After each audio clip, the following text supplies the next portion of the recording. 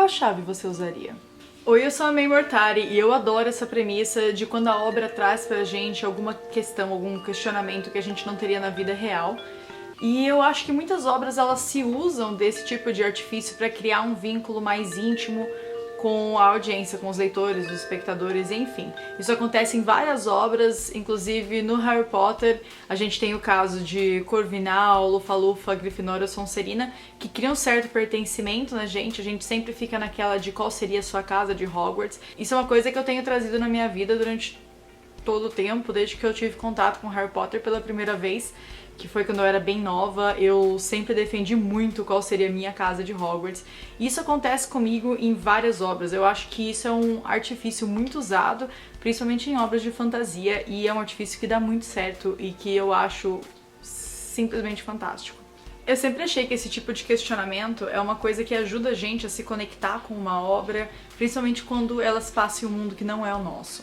Esse vídeo vai inaugurar um novo modelo de vídeo aqui pro canal que a gente vai chamar de Perguntas Fantásticas, que é basicamente algum questionamento que eu tive enquanto eu lia obras de fantasia ou de fantasia dark ou terror, que vão ser o foco do Perguntas Fantásticas.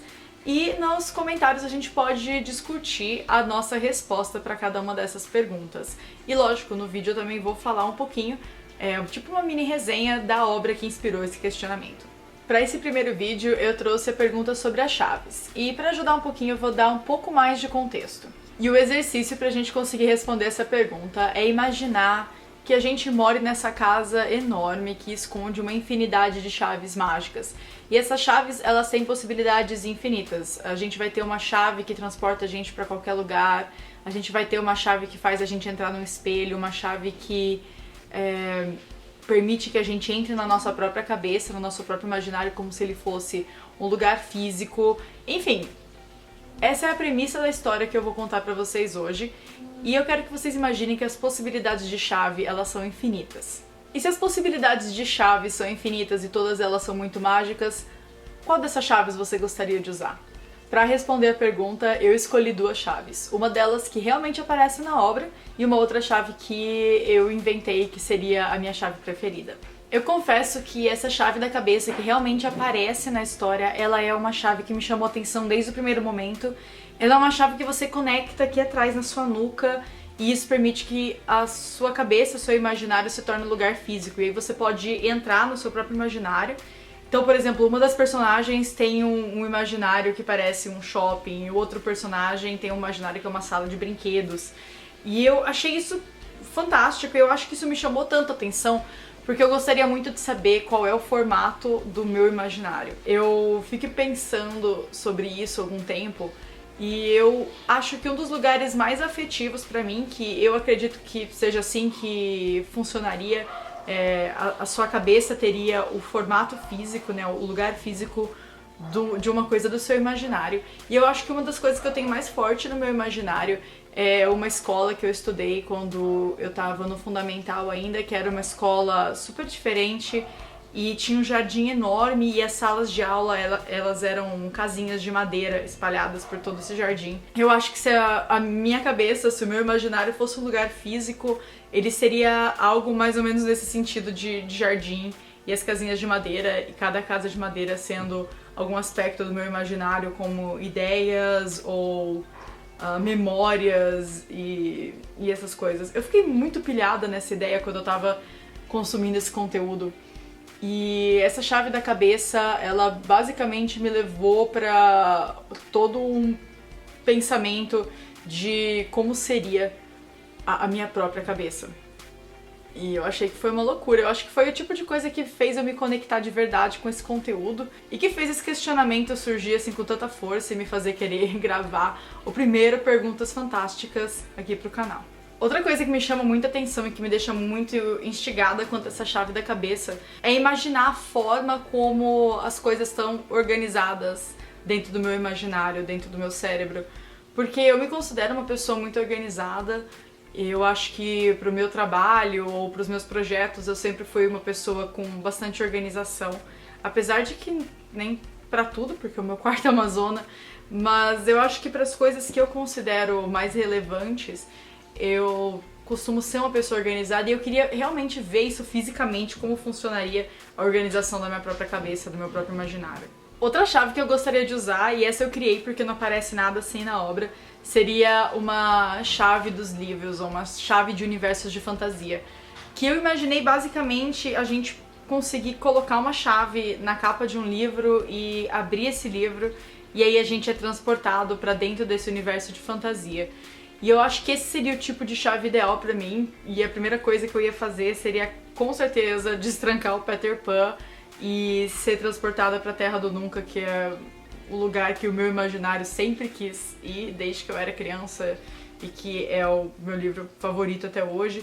Mas eu adoraria passar uma tarde com os piratas ou então com as fadas e ir fugindo do Peter Pan, porque ele é muito assustador e eu já expliquei isso em mais detalhes no meu vídeo sobre o Peter Pan, que eu vou deixar nos cards aqui em cima pra vocês poderem assistir depois e entenderem por que o Peter Pan é o verdadeiro vilão da história do Peter Pan. A gente poderia ir pra Hogwarts, por exemplo, ou visitar hobbits na Terra-média, e eu acho que essa seria a minha chave favorita, se essa chave existisse. Mas e você?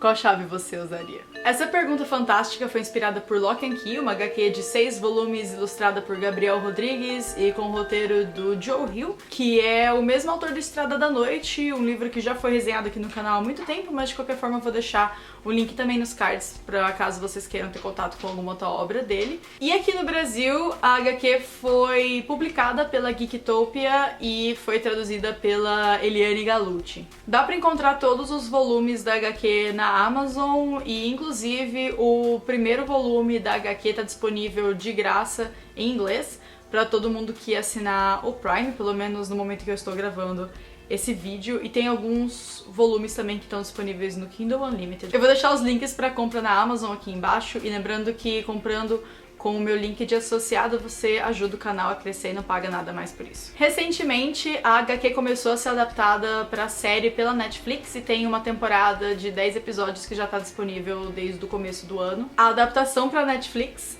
foi desenvolvida por Meredith Averill, Aaron Eli Colette e Carlton Cuse. Eu não ia decorar os nomes. Eu vou contar um pouquinho mais pra vocês sobre a história de Lock and Key. Lock and Key tem 2 focos de protagonismo. O primeiro deles é a família Locke, e os personagens que a gente tem mais contato são a Nina, que é a mãe, e os 3 filhos dela, o Tyler, a Kinsey e o Bodhi, e a Key House, que é a mansão onde eles moram, que no meu ponto de vista é mais uma protagonista nessa história, porque tem muita coisa interessante sobre essa Key House, inclusive é onde eles encontram todas as chaves mágicas. A Key House é uma mansão que é a herança de família, fica na cidade fictícia de Lovecraft, e eu não encontrei nada na internet sobre isso, mas eu acharia muita coincidência uma cidade chamada Lovecraft dentro de um conteúdo de ficção, fantasia, terror.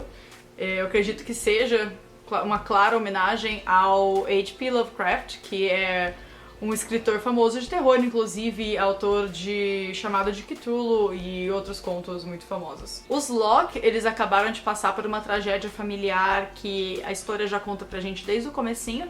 O pai deles, o Randall Locke, ele foi assassinado por um aluno da escola onde ele era orientador.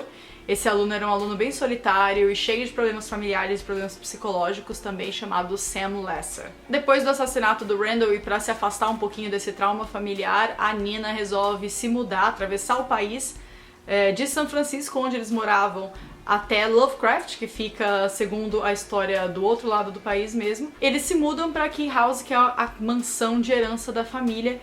E nesse ponto a gente começa a ter mais contato com os protagonistas, que são as crianças, os 3 filhos da Nina.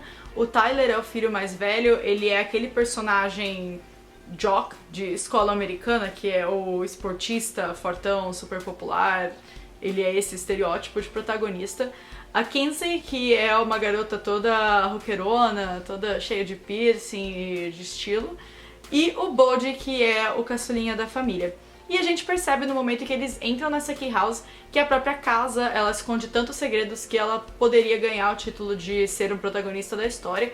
A Key House, ela não é uma mansão comum, ela é uma mansão que esconde chaves mágicas e os Locke são os guardiões dessas chaves. A gente também sabe que tem alguma coisa que habita a região dessa casa e que tem muito interesse nas chaves. No começo da história, as chaves elas parecem muito divertidas, mas a partir do momento em que a gente vai vendo elas serem usadas, a gente percebe que além de serem divertidas, elas poderiam também ser umas armas muito fortes, serem muito perigosas se elas caíssem nas mãos erradas. Eu achei o enredo da HQ muito bem desenvolvido, eu também gostei muito da adaptação para a série, apesar de ela mudar algumas coisas em relação à HQ, como o lugar onde o Randall foi assassinado, ou algumas questões particulares dos personagens também são alteradas e também a ordem dos fatos é bem diferente na HQ e na série.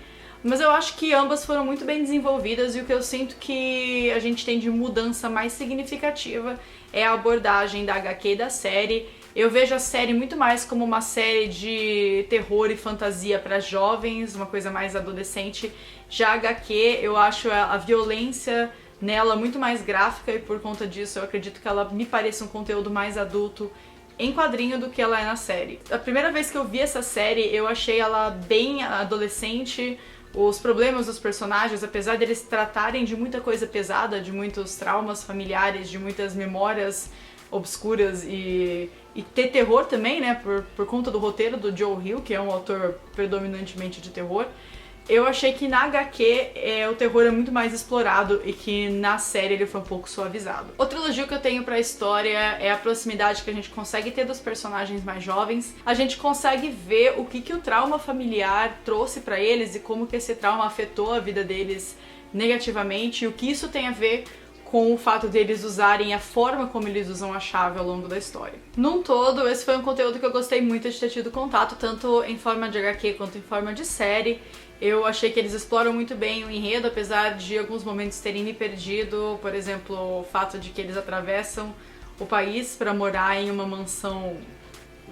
Eu acho essa parte muito estranha. Mas eu gostei bastante do enredo e fica de recomendação pra vocês, só com um adendo de que se você tem algum tipo de trigger, de gatilho com conteúdo violento, assassinato, traumas familiares, esse tipo de coisa, talvez esse conteúdo não seja tanto pra você. Eu espero que vocês tenham gostado desse novo modelo de vídeo, então eu queria muito que vocês comentassem aqui embaixo o que vocês acharam dele e que vocês também lembrassem de comentar a sua resposta para a pergunta fantástica de hoje, que é qual chave mágica você usaria se você tivesse uma casa cheia delas. E vocês podem inventar absolutamente qualquer chave mágica que vocês queiram. Fica o lembrete de vocês se inscreverem no canal se não forem inscritos ainda e ativarem o sininho para receberem notificação de vídeo novo. Eu vejo vocês no próximo vídeo. Um beijo e tchau, tchau.